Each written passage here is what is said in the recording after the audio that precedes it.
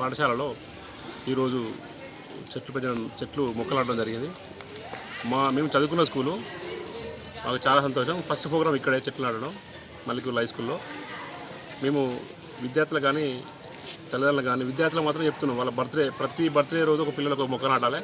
రోజు వాళ్ళే నీళ్ళు పోసుకోవాలి, చెట్లకు నీళ్ళు పోసి చెట్టును పెంచుకోవాలి. ఇది మా పిల్లలకు మేము రిక్వెస్ట్గా చెప్తున్నాం. ఇంత పెద్ద స్కూలు, ఇంత పెద్ద గ్రౌండు చాలా పెద్దగా ఉంది.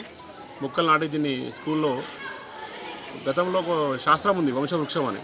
తల్లిదండ్రులు అంటారు మా పిల్లలు కావాలి మాకు. అదేవిధంగా మనగడ కోసం ప్రతి ఒక్కరు మొక్కలు నాటి మన గ్రామాన్ని కానీ మండలాన్ని కానీ తెలంగాణ కానీ ప్రతి తెలంగాణ చేసుకోవాలని మేము ప్రజలకు విజ్ఞప్తి చేస్తున్నాం. 5వ విడత హరితహారంలో భాగంగా ఈరోజు మల్లికూర్ల జిల్లా పరిషత్ స్కూళ్ళలో మొక్కలు నాటుతున్నాను. అదేవిధంగా గ్రామంలో కూడా ప్రతి ఇంటికి 8 మొక్కలు, పూల మొక్కలు, పండ్ల మొక్కలు అన్నీ కలిపి ప్రతి ఒక్క ఇంటికి 8 మొక్కలు ఇస్తున్నాము. ఇక్కడ మా గ్రామ నర్సరీ కూడా చాలా బాగుంది. ఈ హరితహారంని ప్రవేశపెట్టిన ముఖ్యమంత్రి కల్వకుంట్ల చంద్రశేఖరరావు గారికి మా హృదయపూర్వక నమస్కారాలు. ఇది మేము కూడా ఫస్ట్ టు 10th క్లాస్ వరకు చదువుకున్న స్కూలు. పిల్లలందరికీ చెప్పేది ఏమిటంటే ప్రతి ఒక్కరు ఒక మొక్కను నాటి వాళ్ళే దానికి నీళ్ళు పోస్తే చాలా బాగుంటుంది. నెక్స్ట్ ఇయర్ వరకు కూడా చాలా చెట్లు పెరుగుతాయి అట్లా చేస్తే.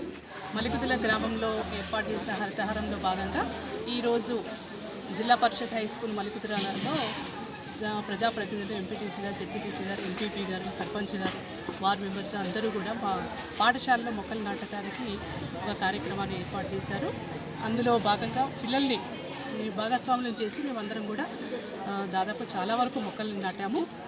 ఈ గ్రామంలో కల్లా మన పాఠశాల హరితహారంలో ప్రథమంగా నిలవాలని నేను కోరుకుంటున్నాను. అందుకు వీరందరూ కూడా చాలా సహకరించారు.